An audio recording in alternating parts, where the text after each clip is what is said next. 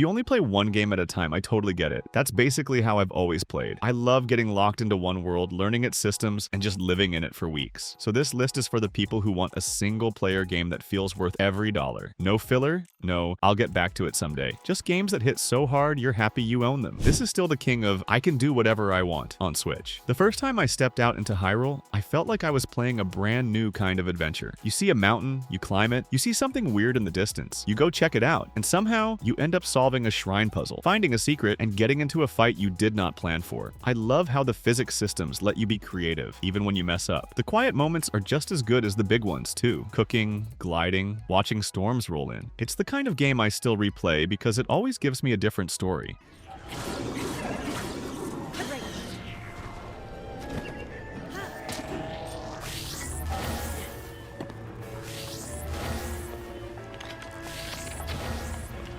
Tears of the Kingdom takes what made Breath of the Wild special and turns it into a personal playground. The big difference is the building and creation tools, because now your ideas actually matter. I've made terrible vehicles that explode instantly, and I've made stuff that works so well I felt like a genius. That I can't believe the game lets me do this feeling happens constantly. The world is familiar, but the new areas and the way you move around make it feel fresh, like you are rediscovering Hyrule with a totally different mindset. And because it's single player, you can take your time, experiment, and just enjoy your own style of problem solving without pressure.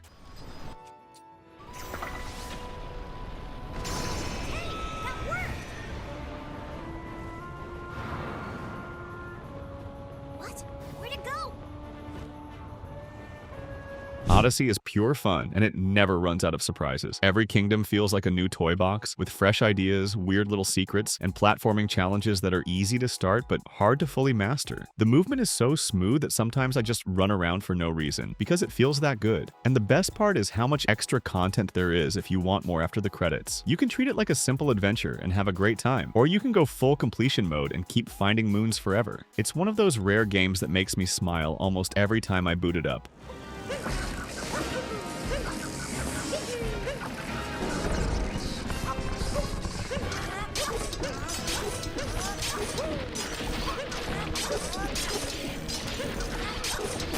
Metroid Dread is the kind of game that makes you sit forward in your chair. It's fast, tense, and super sharp, like Nintendo made it with zero wasted moments. I love how it pushes you to move with confidence, slide, aim, counter, and keep going. And when the game turns up the pressure with those chase sections, it's stressful in the best way. The bosses are also a huge highlight because they feel like skill checks that reward you for learning patterns. You might lose a few times, but you always feel like you're improving. When it finally clicks, it's one of the most satisfying single-player feelings on Switch. Tight pacing, great controls, and a real one more try vibe.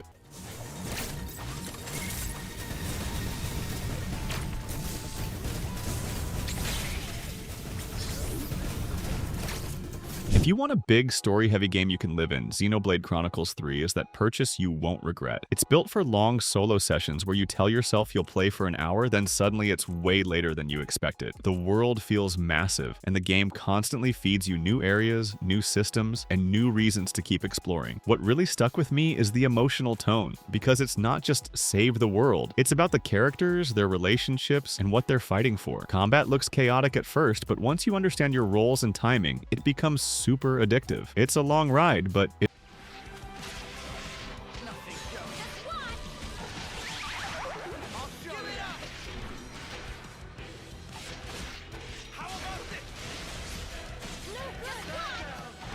this is one of the easiest single-player recommendations on the system, if you like strategy and characters you actually care about. The battles are great, but what makes it special is the school life stuff in between. You're teaching, training, and getting to know your students, and then you take them into fights where your decisions really matter. I got attached to my team way faster than I expected, and that makes every battle feel more personal. And since there are multiple routes, it genuinely feels like you're buying more than one game, because replaying it changes the story in a big way. It's a real time sink, but in the best way, the kind where you're glad you invested the hours.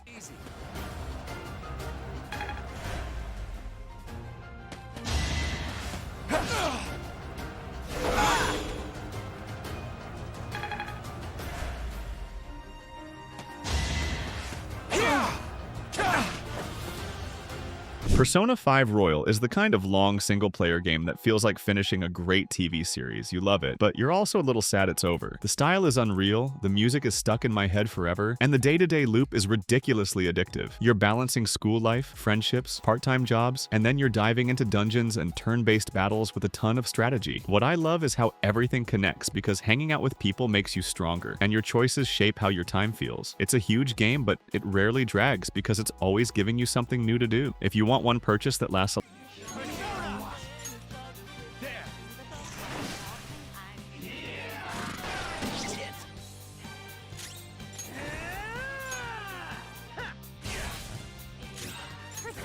Hades is one of those games where you buy it thinking, cool, I'll do a few runs, and then it becomes your entire personality for a month. The combat is super tight, fast, and satisfying, and every weapon feels like a different style of game. But what really makes it special is how the story is woven into the loop. Even when you lose, you come back to new dialogue, new character moments, and new upgrades that keep pulling you forward. It's the rare action game that feels fresh for dozens of hours because the runs are quick, and the progress feels meaningful. And once you start chasing better builds, it gets dangerously hard to put down. It's a total no regrets purchase.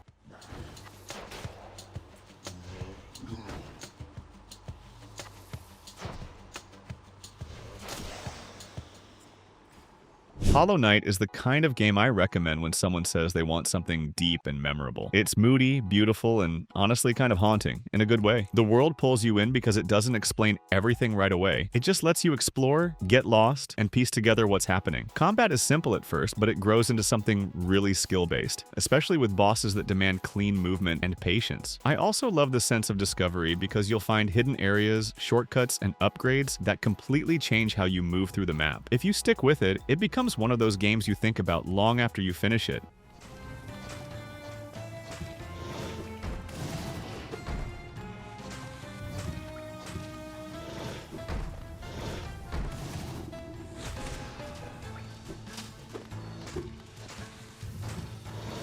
Bayonetta 3 is pure single-player spectacle. If you want a game that feels like it's constantly trying to top itself with bigger action, crazier set pieces, and wild combat, this one delivers. The fighting is fast and stylish, and once you start learning how to dodge at the right time and keep your combos going, it feels amazing. I love how it leans into being over the top because it never acts embarrassed about what it is. It's like playing an action movie that keeps escalating until you're laughing and hyped at the same time. It's not a chill game, it's a turn your brain off and have a blast game. Perfect for that no regrets fun factor.